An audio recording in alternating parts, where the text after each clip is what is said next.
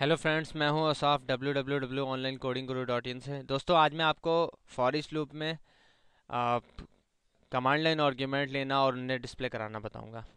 तो दोस्तों, सबसे पहले हम एक प्रोग्राम बनाएंगे और उस प्रोग्राम में हम कमांड लाइन आर्ग्यूमेंट्स यूज़र से लेंगे और उसके बाद हम उन कमांड लाइन आर्ग्यूमेंट्स को फॉर ईच लूप की मदद से डिस्प्ले कराना सीखेंगे। तो दोस्तों, फॉर ईच लूप का सिंटैक्स पिछले वीडियो ट्यूटोरियल में और मेरे आर्टिकल में आपने सीखा ही होगा। मैं आशा करता हूँ कि आपने उसे पढ़ा होगा, उस पर प्रोग्राम बना के देखा होगा और अच्छे से प्रैक्टिस की होगी। तो दोस्तों, मेरे पास एक सिंटैक्स मैंने बना रखा है प्रोग्राम का। Class example public static void main string args।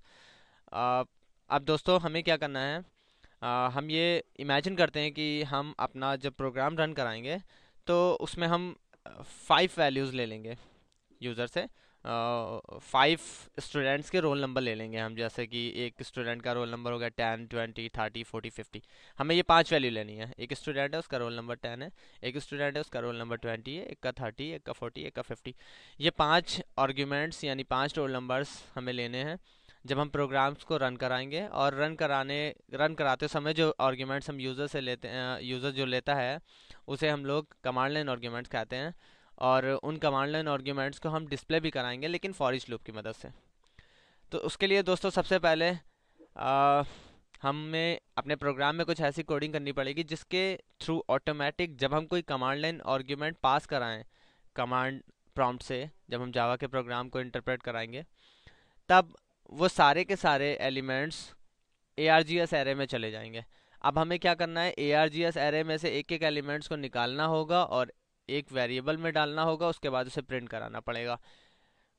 तो उसके लिए दोस्तों क्या करते हैं, सबसे पहले तो हम फॉर लिखते हैं और फॉर लिखने के बाद एक वेरिएबल बनाते हैं। मान लीजिए टेम्प नाम का एक वेरिएबल ले लिया, कॉलन लगा दिया और args लिख दिया। अब इसका मतलब दोस्तों ये है, और फॉर ईच लूप के का एक ब्लॉक बना लिया मैंने इस तरीके से। इसका मतलब दोस्तों ये है, यहाँ से लेकर के यहाँ तक ये फॉर ईच लूप का एक ब्लॉक बन गया है। और फॉर लूप के अंदर INT TMP कॉलन args, इसका मतलब ये है कि args एरे में जितने भी कमांड लाइन आर्ग्यूमेंट्स होंगे, मतलब जितने भी एलिमेंट्स होंगे जो हमने कमांड लाइन पे दिए होंगे, वो सारे के सारे elements one by one temp नाम के वेरिएबल में चले जाएंगे। और हमें यहाँ ये जानने की ज़रूरत नहीं है कि वो कितने होंगे, उनकी लेंथ कितनी होगी।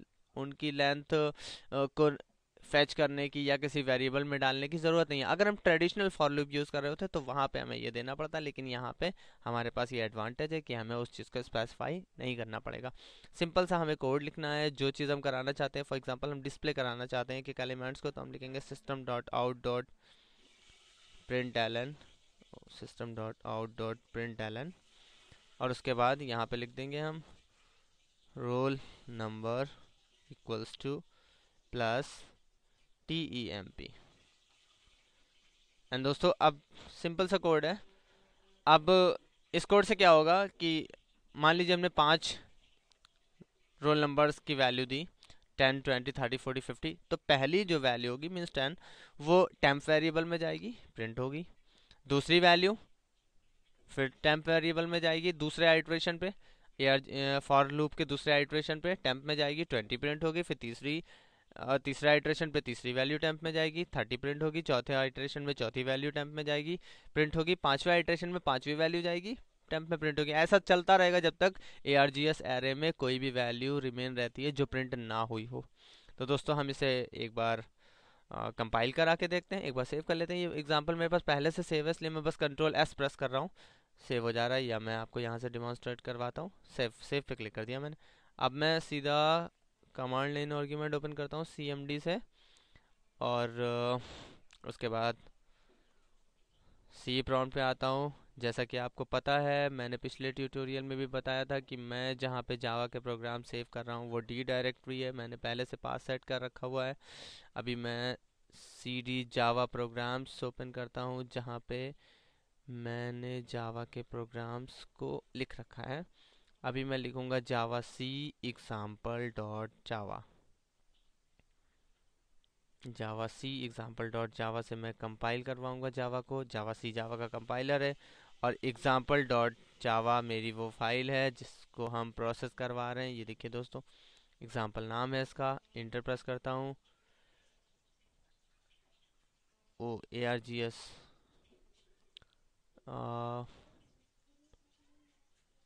यहाँ पे